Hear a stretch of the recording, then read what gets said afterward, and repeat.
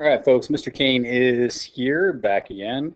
We are going to talk one that we're probably going to need a little bit of help with, and that's a glorious revolution, because this was a while ago. I think we talked about this back in November, and a lot of people are kind of scratching their head because some of it's confusing. Remember little tidbits about it, but we're going to get you some more details to help you out with the glorious revolution, and then just some of the stuff about Constitution, unlimited authority for week 3 weekly warm-up. So, excuse me, I just had lunch and apparently it's giving me problems.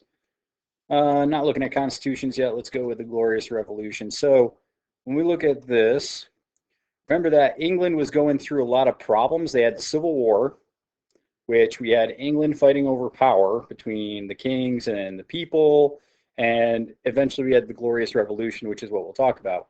So remember, we got ideas like unlimited or absolutism, which means the government controls everything. The king has all the power, all right? Monarchy, king, queen, absolute monarchy, king has all the power, and all this is based on the divine right for the king. They believe God gave them the power, and that's why they're the king, which is just the way people believed it worked back then. Limited government, when you limit a government, that means they can't do anything they want. You got things in place to check the government. So things to check and limit the king's power. We saw the Magna Carta. You guys learned about that in 6th grade, where King John was forced to give up some of his power. We talked about this a little bit when we did our play in class. Remember, some of you guys had King John forced to sign the Magna Carta by Parliament, which it was a group of nobles that are elected today. But it started out as a group of nobles that had power. Let's see here. Not going to worry about her. This just shows you kind of the line of power after King Henry VII. So it kind of goes from King Henry VIII, which remember King Henry VIII, he had his multiple wives that some of them he killed, some died during childbirth. These were his children. Some of them we're going to see. And then we had some of this James, Charles, we're going to look at it. We had the Civil War pop up, and then we have Charles and James pop up again, and we'll see once again what that is. So let's kind of go into the Glorious Revolution, though, because remember, it was a war with the English Civil War between the Cavaliers, which were the Royalists, and the Roundheads, which were the supporters of Parliament. They had a war, and Cromwell ends up winning. Remember, he's the Lord Protector. And this was the first public execution of a king where the people watched as the king was executed. It's a lovely picture. I think we showed this during class, but didn't quite have that graphic. Couldn't quite see the head and the crudeness of the blood there. But you can see the people watching this graphic event.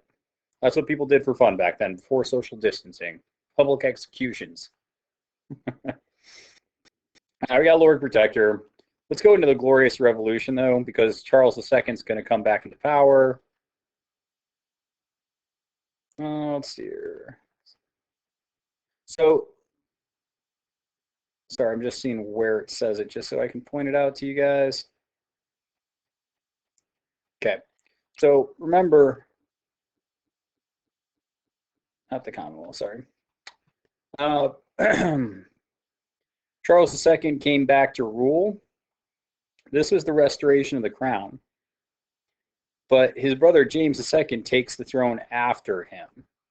So the problem is, remember, James' second wife was Catholic, and he wants to ensure Catholic kings are going to be the kings down the road. Makes Parliament nervous, so they want to get rid of James because they don't want a Catholic nation again. England created this English church, and they want to stay that way. So what they start to do is James and his daughter Mary basically come back. Sorry, not James' daughter, but Mary and William are the ones that are going to come back to England, and they're going to end up being basically wanting to be king and queen. And Parliament wants them to do that so they can remain the English church. So coming back, James II actually flees because he saw what happened to the king before him, where basically got beheaded, killed, and he doesn't want that to happen to him. So he flees for his life. There's no bloodshed, and that's why it's called the Glorious Revolution, because it was bloodless overthrow of James II. And it's going to become a constitutional monarchy because they basically tell William and Mary, you cannot rule without checks. So we're going to put a Bill of Rights in that makes sure all Englishmen have rights. So that's just something that they put in place to keep William and Mary in check. And it still exists with England today, where they have this constitutional monarchy, which is a limited king by law. All right.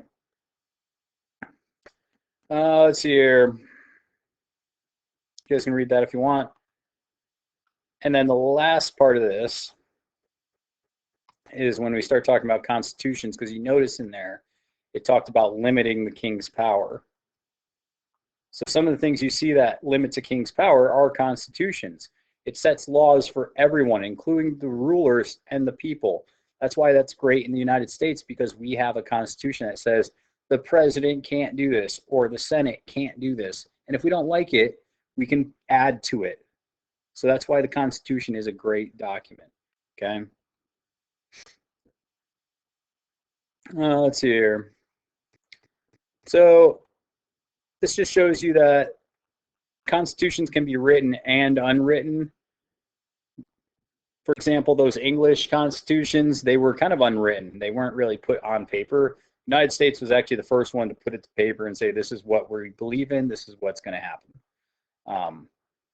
Unwritten constitution was what we saw in England, where they had a collection of laws and traditions, and they had court decisions that made over time that explained the terms of the social contract, but they didn't have an actual document that said this is our constitution. It was all separate things that they just said, yeah, we have a constitution kind of, but it's just not all in one spot.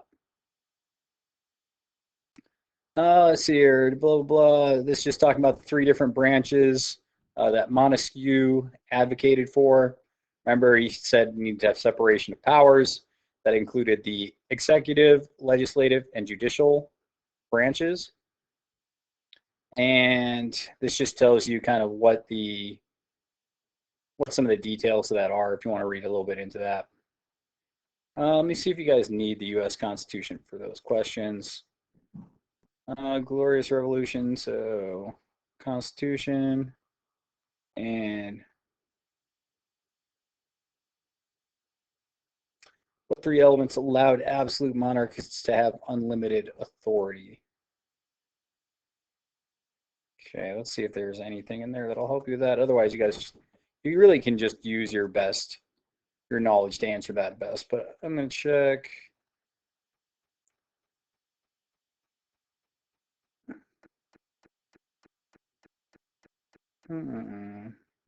Yeah.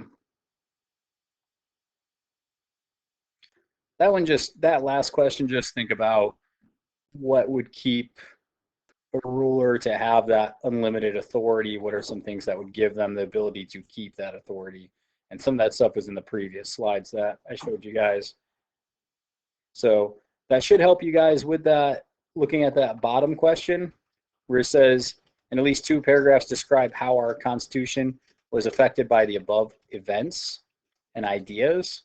So when you look at our Constitution, meaning the United States,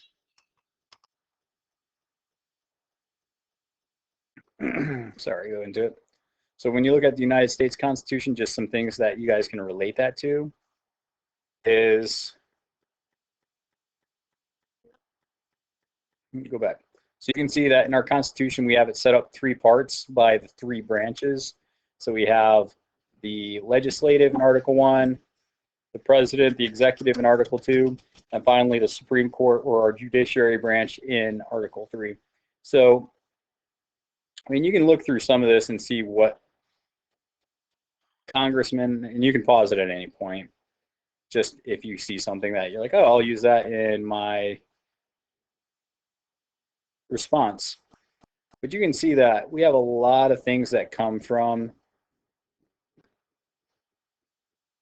those ideas that came out of the Glorious Revolution, those ideas that came out of what I'm going to send with the next one, which is those Enlightenment thinkers. So just kind of use those to answer the question on that, especially when I reference Montesquieu with the 3 branches. That's probably a good one to mention.